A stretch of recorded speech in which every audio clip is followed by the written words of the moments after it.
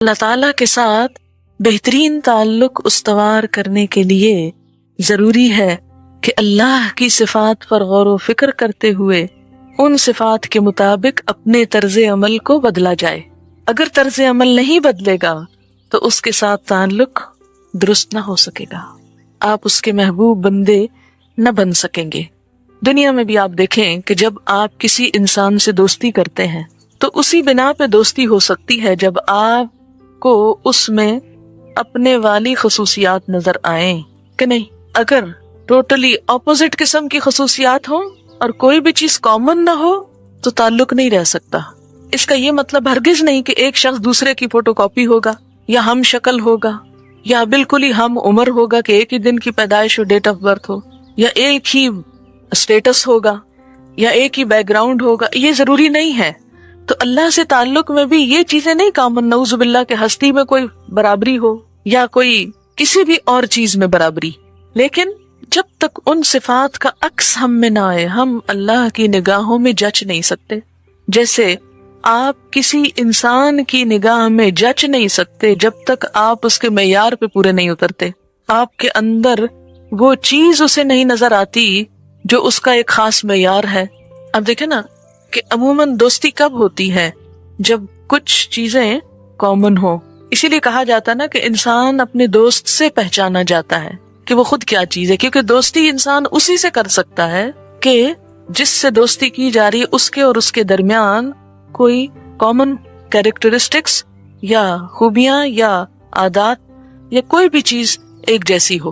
اگر ہم اللہ تعالیٰ سے بھی تعلق قائم کرنا چاہتے ہیں تو یہ نہیں ہو سکتا کہ اللہ کی پسند تو کچھ اور ہو اور ہماری پسند اس کے بالکل برعکس ہو، پھر ہم اللہ سے تعلق کے قابل نہیں ہو سکتے۔ یعنی کوئی سنگ دل انسان، بے رحم انسان، مخلوق پہ سختی کرنے والا انسان اللہ کا دوست نہیں ہو سکتا۔ اللہ کا دوست وہی ہو سکتا ہے جس کے دل میں بندوں کے لیے رحم شفقت ہو۔ حضرت انس سے روایت ہے کہ حضور صلی اللہ علیہ وسلم نے فرمایا، کیا میں تمہیں ایسے لوگ نہ بتاؤں جو نہ نبی ہوں گے نہ شہید، لیکن اللہ کے ہاں ان کا مقام اتنا اونچا ہوگا کہ نبی اور شہید بھی ان کو دیکھ کر خوش ہوں گے، وہ نور کے خاص ممبروں پر بیٹھے ہوں گے اور پہچانے جائیں گے۔ صحابہ نے پوچھا، یا رسول اللہ صلی اللہ علیہ وسلم وہ کون لوگ ہوں گے؟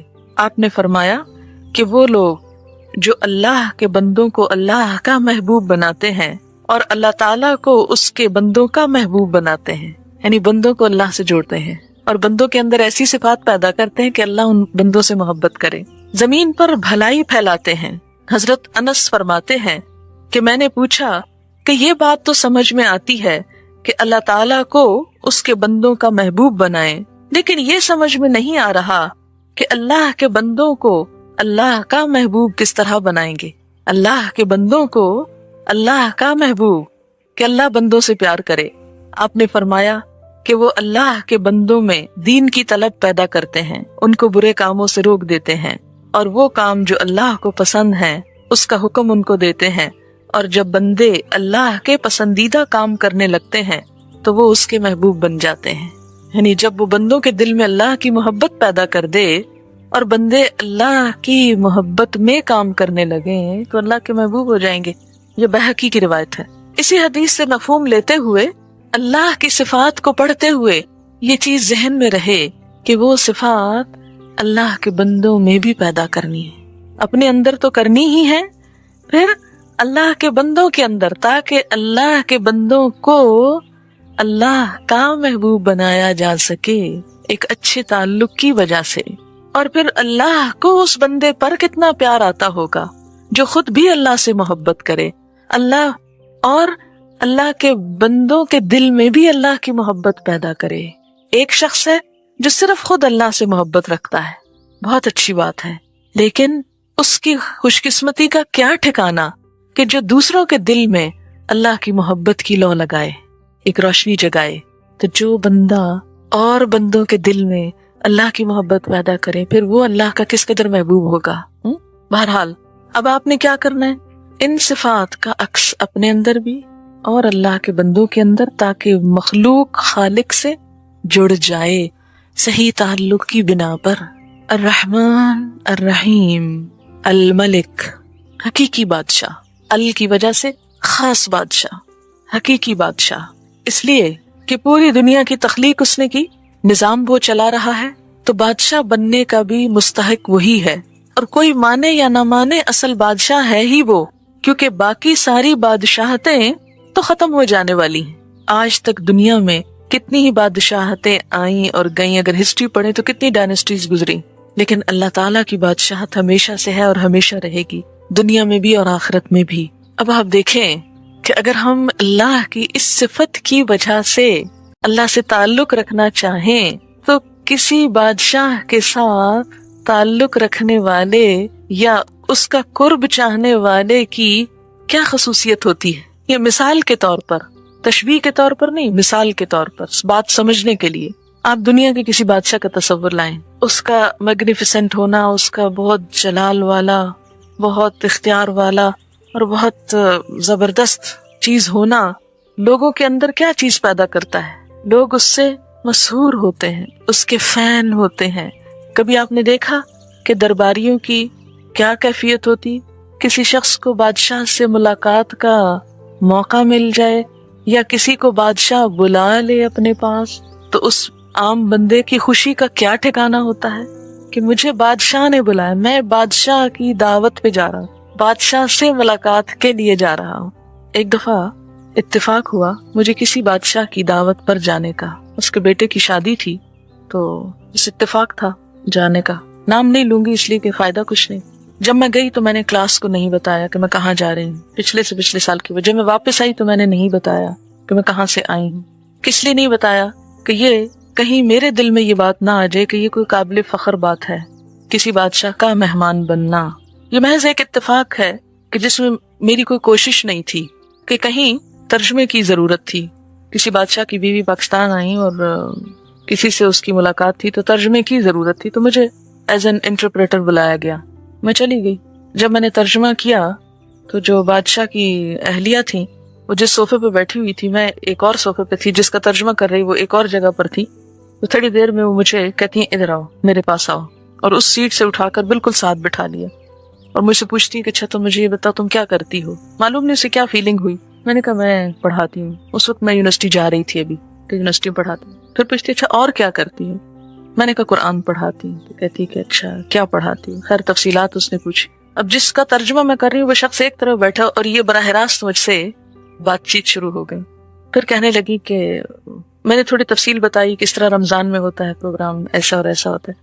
کہنے لگی کہ اچھا تم میری طرف سے تمہیں دعوت ہے کہ رمضان میں ہمارے ہاں آ کر تم ہمارے لوگوں کو کچھ سکھاؤ۔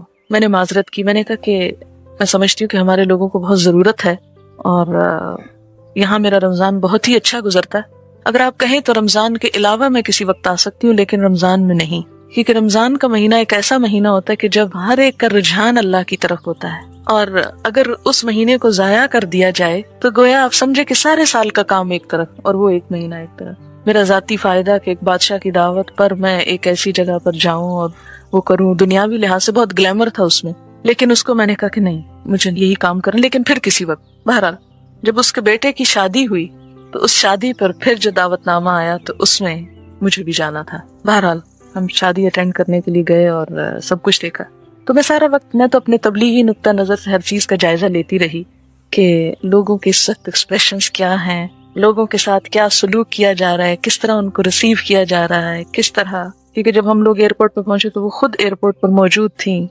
مہمانوں کے استقبال کے لیے، تو سارا دن وہ ایئرپورٹ پر ہی رہیں کہ مختلف ممالک سے جو وفد آ رہے تھے ان کو وہ پرسنلی ریسیو بھی کر رہی تھی۔ خیر اس سے میں سارا وقت جنت کا اور آخرت کا اور اللہ کی مہمانی کا اور اس کی بادشاہت کا اور اس کے سارے اسی میں ہی گم رہی کہ وہ کیا چیز ہوگی، اور جب اس کو سوچا تو اس دنیا کی بادشاہت کا 1% بھی مروب نہیں کر سکا، دل میں ایک لمحے کے لیے بھی نہ حسرت آئی، نہ خیال آیا، نہ ہی کوئی چیز امپریس کی کہ ہائے ان کے پاس اتنا ہے اور یہ ہے اور یہ، کچھ بھی نہیں، کیونکہ جب بندے کی نظر کہیں اور ہو تو پھر باقی چیزیں، یہ نہیں کہ حقیر سمجھنا، نہیں، جو جس کا احترام ہے، جو جس کا مقام ہے وہ اپنی جگہ ہے، لیکن اس سے مجھے الملک کے ساتھ ایک تعلق اور تعلق والوں کو سمجھنے کا موقع ملا، کس قدر خوشامد کرتے ہیں لوگ، کس قدر ادب آداب، کس قدر جھکنا، کس قدر آگے پیچھے ہونا اور پاؤں زمین پہ نہ ٹکنا کہ ہم बादशाह के साथ साथ है। तो मैं सोचती हूँ कि जो इंसान अल्लाह को अल मलिक मानता है, फिर उसके दिल में अल्लाह के साथ ताल्लुक रखने का कैसा शौक हो सकता है, और उसके साथ ताल्लुक रखकर फिर उसकी खुशकिस्मती और उसके नसीब का क्या ठिकाना। तो वो ही बादशाह हकीकी है, और उस बादशाह हकीकी के साथ ताल्लुक का एक अदब है, एक एहतराम है, एक शान है, उसे मलहूज रखना भी जरूरी है। और फिर कि जब इंसान अल्लाह को बादशाह मान लेता है तो दुनिया के बादशाह उनसे मरूब नहीं होता, मुतासिर नहीं होता, उनसे मफाद या फायदे उठाने के लिए अपने अल्लाह के ताल्लुक को कमजोर नहीं करता, बल्कि अल्लाह से ताल्लुक हर हाल में अहम तरीन चीज रहता है। कोई भी दुनियावी बादशाहत जो होती है, ये बादशाह होना जो होता है, वो दुनियावी आराम और राहत और खुशियों और इज्जत और दुनिया की जो चीजें इंसान सोच सकता है, उन सब चीजों का एक निचोड़ होता है ना। कि दुनिया में इंसान, यानी जैसे जन्नत का एक नजारा है कि जन्नत में हर ख्वाहिश पूरी होगी। आप किसी बादशाह के मेहमान हो, आपकी हर ख्वाहिश पूरी होगी, आप जो चाहे फरमाइश करें, जो चाहे ऑर्डर करें, जो चाहे तलब करें, जो चाहे तमन्ना करें। लेकिन दुनिया के बादशाहों की एक लिमिट होती है ना, इसलिए वो अपनी लिमिट के अंदर ही वो तमन्नाएं पूरी करते। लेकिन अल्लाह के खजाने तो बहुत वसी हैं, जो सब दे के भी कुछ खत्म नहीं होता उसमें से। जो शख्स किसी दुनिया के बादशाह से ताल्लुक रख के अपने आप को बड़ा सिक्योर महसूस करता है, बड़ा प्राउड फील करता है, अगर वो अल्लाह की बादशाहत का तसव्वुर करे और उससे ताल्लुक का और क़यामत के दिन अल्लाह का मेहमान होने का और उस हिफाजत का, तो इंसान के दिल में दुनिया की किसी भी चीज की ख्वाहिश बाकी नहीं रहती। हर चीज फेक, मामूली और फीकी लगने लगती है। कोई चीज फिर इंसान को अट्रैक्ट नहीं कर सकती। लेकिन अगर वो तसव्वुर धुंधला होगा तो यहाँ की चीजें आपको खींचेंगी और आप अपने मकसद से गाफिल हो जाएंगे। अल मलिक। फिर अमूमन आप देखेंगे कि दुनिया के बादशाहों की बादशाहत के साथ तरह तरह के अफसाने और कहानियां और करप्शन के किस्से, जुल्म और सितम की दास्तानें और कई एक कहानियां मशहूर होंगी। लेकिन अल कुद्दूस, वो बादशाह होते हुए निहायत पाकीज़ा। दुनिया के आप किसी बादशाह का नाम नहीं ले सकते कि जिसकी जात के साथ कोई अफसाना या कोई स्कैंडल मशहूर ना हो या सुना ना जा सके। क्योंकि जब किसी इंसान के अंदर बहुत सा इक्तदार आता है, कुव्वत आती है, उरूज आता है, या उसके साथ दुनिया की हर चीज पर उसका हाथ होता है, तो फिर उसे जुल्म से इस्तेमाल करे, किसी भी तरीके से इस्तेमाल करे, वो उसको अपने लिए जायज समझता है और इस तरह हुदूद पर कायम रहना मुश्किल हो जाता है। लेकिन अल्लाह जो बादशाह है वो साथ अल कुद्दूस भी है, निहायत पाकीज़ा, कि जिसमें दुनिया के बादशाहों वाली कोई कजी, कोई ऐब, कोई खराबी, कोई चीज नहीं पाई जाती। अल कुद्दूस, निहायत पाकीज़ा, हर बुराई से पाक, हर कमजोरी से पाक, हर ऐब से पाक। अल कुद्दूस, उसके फरिश्ते उसकी इबादत में लगे हुए, वो सब भी निहायत पाकीज़ा। अगर कोई बंदा उससे ताल्लुक रखना चाहता है तो फिर उसके लिए लाजिम है कि वो अपने आप को बुराइयों से बचाए, क्योंकि वो तो पाकीज़ा है और पाकीज़ा लोगों ही को पसंद करता है। फिर इंसान किसी भी चीज को पाकर, अब देखें, माल को पाकर माल की मोहब्बत में गिरफ्तार होना एक कमजोरी है ना इंसान की, लेकिन माल होते हुए माल की मोहब्बत दिल से निकाल के अल्लाह की मोहब्बत को दिल में जगह देना, यही अल्लाह से दोस्ती का सबब बनता है। इंसानों की मोहब्बत एक कमजोरी है इंसान की, लेकिन उस मोहब्बत के जरिए अगर इंसान अल्लाह की मोहब्बत के करीब हो तो इसी से असल फायदा है। अगर इंसान बंदों की मोहब्बत में मुब्तला होकर अल्लाह को भूल बैठे और अल्लाह के हुक्म की नाफरमानी करे या अल्लाह की राह में दौड़ने में सुस्ती करे, नमाज में तो दिल ना लगे और बातचीत लंबी लंबी लोगों के साथ गपशप, तो फिर कहीं तो कुछ कमी है। अल कुद्दूस, निहायत पाकीज़ा, अस्सलाम, सरासर सलामती, अस्सलाम। किस तरह उसने हमको अमन में रखा हुआ है। सिर्फ जमीन की साख्त पर गौर फरमाएं, जमीन की साख्त, किस तरह ये कुर्रा अर्ज आग का एक गोला अपने पेट में आग के तूफान लिए हुए, उसकी पीठ पर हम अमन से बैठे हैं। زمین کے اندر ہر وقت ایک ارتعاش ہے، ایک زلزلے کی کیفیت ہے، لیکن ہم کبھی کبھار محسوس کرتے ہیں تو خوف کا کیا عالم ہوتا ہے۔ پھر ہر وقت یہ زمین فضا کے اندر گھوم رہی ہے، دوڑ رہی ہے، لیکن اس کے باوجود ہم میں سے کسی کو کچھ بھی خبر نہیں، کوئی احساس نہیں، کوئی پریشانی نہیں۔ اس کرے کے اندر ایسی گریوٹی رکھی کہ ہم کہیں لٹک کے گر نہیں جاتے۔ بعض اوقات ایسی کنڈیشن ہوتی ہے کہ ہم اگر فضا میں اپنے آپ کو دیکھیں تو سروں کے بل لٹکے ہوئے، لیکن ہمیں کبھی اس کا احساس نہیں ہوتا۔ کس طرح اس نے ہمیں فزیکلی بھی امن کے ساتھ رکھا ہوا ہے۔ پھر آپ دیکھیں کہ دوسرے سیاروں کے ساتھ ٹکرانے کا کتنا خدشہ موجود ہے۔ پھر ہماری حفاظت کے لیے کس طرح ایک ہوا کا غلاف بنا رکھا ہے کہ دوسرے ستاروں سیاروں کے ٹوٹ کر یہاں پہنچنے سے پہلے ہی وہ سب کچھ باؤنس ہو جاتا ہے، ختم ہو جاتا ہے، واپس ہو جاتا ہے۔ تو السلام، سلامتی دینے والا یا سراسر سلامتی۔ اور پھر اس کی اس صفت السلام کا ہم پر کیا اثر ہونا چاہیے کہ ہم بھی مسلم بن کر رہیں، مسلم ہمارا بھی شعار ہو۔ کائنات کی ہر چیز اس کے السلام ہونے کا اظہار کر رہی ہے۔ انگنت ستارے سیارے اپنے اپنے کام میں لگے ہوئے ہیں کہ مسلم ہیں، اس کے فرما بردار ہیں۔ اس دنیا کے اندر سلامتی ہو نہیں سکتی جب تک کہ بندہ مسلمان بن کے نہ جیے۔ اور مسلم کی ڈیفینیشن کیا ہے؟ المسلم من سلم المسلمون من لسانہ و یدہ۔ مسلمان وہ ہیں جس کے ہاتھ اور زبان سے دوسرے مسلمان سلامتی میں رہیں۔ المؤمن، امن دینے والا یا ایمان دینے والا۔ ایمان کا سرچشمہ بھی اسی کی ذات ہے اور امن بھی وہیں سے ہے، اور اس کا خلیفہ ہونے کی حیثیت سے زمین کے اوپر اللہ کا نائب ہونے کی حیثیت سے میرا فرض بھی کیا بنتا ہے کہ میں خود بھی امن کے ساتھ رہوں اور دوسروں کے لیے بھی پرامن ماحول قائم رکھوں۔ اور اس کے لیے کچھ اگر دباؤ برداشت کرنے پڑیں، اس امن میں خلل اندازی ہونے کے لیے اگر کچھ تکلیف اٹھانی پڑے تو بھی تکلیف اٹھا کر امن و امان کی صورتحال کو قائم رکھا جائے۔ اور پھر وہ ایمان دینے والا ہے تو میں آگے بڑھ کر ایمان لینے والی بن جاؤں، اس کے دیے ہوئے ایمان سے یا اس کی ذات پر ایمان رکھوں، بھروسہ کروں، اعتماد کروں۔ لتؤمنوا باللہ وبرسولہ، اور اسی طرح بندوں کے دل میں بھی ایمان جگاؤں۔ جتنا جتنا دوسروں کے دلوں میں ایمان کی شمعیں جلائیں گے اپنے اندر جلیں گی، خود زیادہ مضبوطی آئے گی۔ مؤمن، کیا میں بھی امن کی پیغامبر ہوں یا فساد جھگڑا اٹھانے والی؟ حمالۃ الحطب۔ اللہ نے اگر ایمان مجھ تک پہنچا دیا، کیا میں اس کی مخلوق تک پہنچا رہی ہوں؟ کتنے ہی بندے اس کے ایسے ہیں جو کافر ہیں، جو ایمان سے خالی ہیں۔ کیا میں نے کوئی کوشش کی کہ ان بندوں تک ایمان کو پہنچاؤں، یا صرف اس کی یہ نعمت لے کر بیٹھ گئی اپنی ہی ذات تک؟ کسی بھی چیز کی قدردانی تو اسی وقت ہو سکتی ہے، شکر گزاری تو اسی وقت ہو سکتی ہے کہ جب اس کی دی ہوئی نعمت کا صحیح استعمال کیا جائے۔ مثلاً اگر آپ اپنے بچے کو ایک پینسل تراش لے کر دیں، شارپنر، اور وہ اس میں پینسل کی بجائے پین تراشنے لگے تو پین کا بھی کباڑا ہوگا اور پینسل تراش کا بھی، تو آپ کیا کہیں گے کہ اس نے قدردانی نہیں کی اس کو غلط استعمال کر کے۔ کسی بھی چیز کا یہی حال۔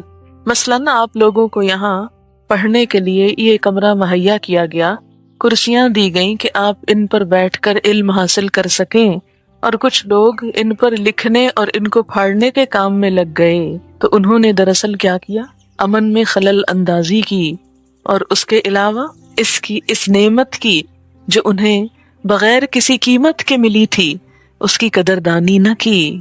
تو جب بندہ اللہ کا حق ادا نہیں کرتا، جیسا کہ آتا ہے وما قدر اللہ حق قدرہ، تو یہی ہے ناشکری کہ اس نے تو ہمیں ایمان دیا، امن دیا، ہم اسے آگے نہ پہنچا سکے، آگے نہ دینے والے بنے، اس نعمت کا صحیح استعمال نہ کیا، قدردانی نہ کی۔ المہیمن، نگہبان، وہ ہماری نگہبانی کر رہا ہے، حفاظت کر رہا ہے۔ ہم اس کی حدود کی کس حد تک نگہبانی کرتے ہیں، اس کی بتائی ہوئی بنائی ہوئی حدوں کو کس طرح ان کا خیال رکھتے ہیں.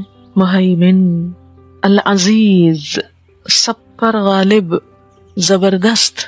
اگر وہ العزیز ہے تو مجھے کیسا ہونا چاہیے؟ اس کے سامنے جھک جانا چاہیے، اس کی اطاعت کرنا چاہیے، اور یہ سوچ لینا چاہیے کہ وہ مجھے پکڑنے پر پوری طرح قادر ہے.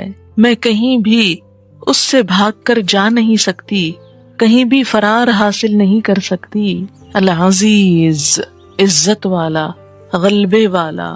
الجبار، سب سے زبردست. الجبار، سب سے زبردست. یہ اس لیے بتایا گیا کہ کہیں انسان اس کی صفت رحمت کو دیکھتے ہوئے منمانی نہ کرنے لگے، گناہوں میں شیر نہ ہو جائے، اور یہ نہ سوچے کہ میں جو چاہوں کر لوں، اللہ تعالیٰ تو رحمان و رحیم ہے. نہیں، وہ دوسری طرف الجبار بھی ہے، بہت زبردست بھی ہے. المتکبر، بڑائی اور بزرگی والا، بڑا ہی ہو کر رہنے والا. یہ تو بس اللہ ہی کی صفت ہے. کسی بھی بڑے کے سامنے چھوٹا کیا کرتا ہے؟ عاجزی سے رہتا ہے. اگر کوئی کمزور ہستی کسی کی بڑائی چھیننے لگے، بڑا بننے لگے، تو وہ اس کو زیب ہی نہیں دیتی. کوئی بھی انسان جب ایسا کوئی کام کرے کہ جس کا وہ اہل نہیں، تو وہ چیز اس کو بدنما بنا دیتی ہے. ایک شخص جو کچھ بھی پڑھا لکھا نہ ہو، اگر استاد بننے کی کوشش کرے تو وہ اس کام کو آسان طریقے سے ادا نہ کر سکے گا، اس کو بدنما بنا دے گا. بڑائی صرف اللہ کی صفت ہے. بڑا ہو کر رہنے والا صرف وہ ہے، اسی کا حق ہے. تکبر اسی کے لائق ہے. اگر کوئی انسان جو حقیقت میں چھوٹا ہے، اگر تکبر کرنے کی کوشش کرے گا، بڑا بننا چاہے گا، تو کیا ہوگا؟ یہ تکبر اس کو بدنما بنا دے گا. اگر اللہ المتکبر ہے تو مجھے سب سے بڑھ کر عاجز بن جانا چاہیے، اور اس کے تکبر کو کبھی بھی اپنی طرف لانے یا اپنے اندر لانے کی کوشش نہیں کرنی چاہیے. جیسا کہ روایت میں آتا ہے، اس کا مفہوم کچھ اس طرح ہے کہ تکبر میری چادر ہے، یعنی بڑائی صرف اللہ کو زیب دیتی. اگر کوئی وہ مجھ سے لینے کی کوشش کرتا ہے، یعنی اللہ کی چادر چھیننے کی کوشش کرتا ہے، تو اللہ کے غضب کو دعوت دیتا ہے، یعنی وہ اللہ کی ناراضگی کو دعوت دیتا ہے. کیونکہ وہ خود المتکبر ہے، اس لیے اسے اپنے سوا کسی دوسرے کے اندر یہ صفت گوارا نہیں، کیونکہ کوئی اور اس کا اہل ہی نہیں، اس کے قابل ہی نہیں، اس پر سوٹ کرتا ہی نہیں. آپ دیکھیں کہ جب آپ کوئی لباس اپنے اوپر پہننے لگتے ہیں تو کیا یہ کبھی نہیں دیکھتے کہ آپ کو سوٹ کرتا ہے کہ نہیں؟ آپ نے دیکھا ہوگا کہ باقاعدہ اس چیز کی ٹریننگ دی جاتی ہے کہ کس شخصیت پر کس ڈیزائن، کس رنگ، کس مٹیریل اور کس کلر کے لباس زیب دیتے ہیں. پتہ نہیں آپ نے اس موضوع پر کبھی کچھ پڑھا ہے یا نہیں. مجھے کافی عرصہ پہلے اس پر کچھ پڑھنے کا اتفاق ہوا تھا کہ بیضوی شکل کے چہروں پر، اس رنگ کے شکلوں پر کون سے رنگ اور کون سے لباس اور کون سے ڈیزائن جو ہے وہ سوٹیبل ہوتے ہیں. باقاعدہ ایک فن ہے یہ. لباس کے معاملے میں کس قدر کانشیس ہیں ہم کہ نہیں، یہ سوٹ نہیں کرتا مجھ پر، یہ رنگ میرے لیے اچھا نہیں، حالانکہ وہ بڑا خوبصورت رنگ ہو سکتا ہے. تو بالکل اسی طرح کچھ عادات کا رنگ بھی اور کچھ صفات بھی آپ کے لیے سوٹ نہیں کرتی، آپ کو زیبا نہیں، آپ ان کے اہل نہیں، وہ آپ کو اپنے اندر نہیں لانی چاہیے. اور انہی میں سے ایک صفت المتکبر کی ہے. بڑا بننے کی کوشش مت کریں، تکبر نہ کریں. جو دنیا میں تکبر کرے گا آخرت میں ذلیل و رسوا ہوگا، چیونٹیوں کی شکل میں اٹھایا جائے گا اور لوگ پاؤں تلے ان کو روند رہے ہوں گے. جہنم کے ایک غلیظ ترین نالے میں اسے رکھا جائے گا جس کی بدبو نہایت شدید ہوگی. اسی طرح کہا جاتا ہے کہ تکبر اللہ کی صفت ہے. جب انسان تکبر کرتا ہے تو اللہ کی کبریائی میں شریک ہو کر شرک بھی کرتا ہے. جب انسان تکبر کرتا ہے تو ایک طرح سے شرک کا ارتکاب کرتا ہے اور اس طرح اپنے آپ پر ہی ظلم کرتا ہے، کیونکہ وہ بڑا بن تو سکتا ہی نہیں، لیکن جب وہ کوشش کرتا ہے بڑا بننے کی، جب بڑا بننے کی کوشش کرتا ہے تو اس کو زیب ہی نہیں دیتا. جیسے کہ گدھا شیر کی کھال پہن کر اگر شیر بننا چاہے تو وہ شیر بن سکتا ہی نہیں، اور وہ اس کو سوٹ کرتا ہی نہیں، وہ الٹا اس کی شامت بلانے کا سبب بنے گا. اسی طرح جو صفت ہم کو زیب نہیں دیتی وہ المتکبر ہونے کی ہے، بلکہ یہ اللہ کی صفت ہم سے کیا تقاضا کرتی ہے کہ اگر ہم اللہ سے تعلق رکھنا چاہتے ہیں تو عاجز بن جائیں، تکبر اپنے اندر سے نکال پھینکے. اس لیے فرمایا اگر رائی کے دانے برابر بھی تکبر ہوگا تو اللہ کی جنت میں داخل نہ ہو سکو گے. رائی کا دانہ، اتنا چھوٹا سا تکبر بھی.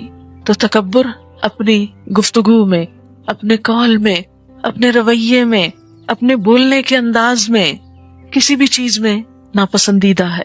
ہاں پوری دنیا آپ کے دروازے پہ لا کے ڈھیر کر دی جائے تو بھی آپ کو حق نہیں تکبر کا، کیونکہ خود زمین کی حیثیت پوری کائنات کے اندر کتنی ہے؟ بس ایک ذرے سے بھی کم کی، مائکروسکوپک ذرے کی، اور اس پر اتنے سارے کانٹیننٹس اور ملک، اور اس کا بھی صرف ایک حصہ خشکی ہے، 3 حصے پانی، اور اس ایک حصہ خشکی میں بھی کتنے کانٹیننٹس، اور ان کانٹیننٹس میں سے بھی کتنے کنٹریز، اتنے کنٹریز میں سے پھر سٹیز.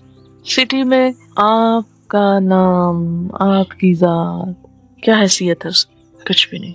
ایک قلم کی نوک پر چمٹے ہوئے لاکھوں کروڑوں جراثیموں میں سے ایک جراثیم، بس ابتدا تو وہیں سے ہوئی نا، ایک جراثیم سے. تکبر کہاں کو زیب دے گا؟ سوٹ ہی نہیں کرتا، ہضم ہی نہیں ہو سکتا. الخالق، تخلیق کرنے والا، بنانے والا، پیدا کرنے والا، اور اس صفت کی بنا پر اللہ کو ہر چیز کا خالق سمجھنا اور خود کو مخلوق سمجھنا کہ میں اس کی کریشن ہوں.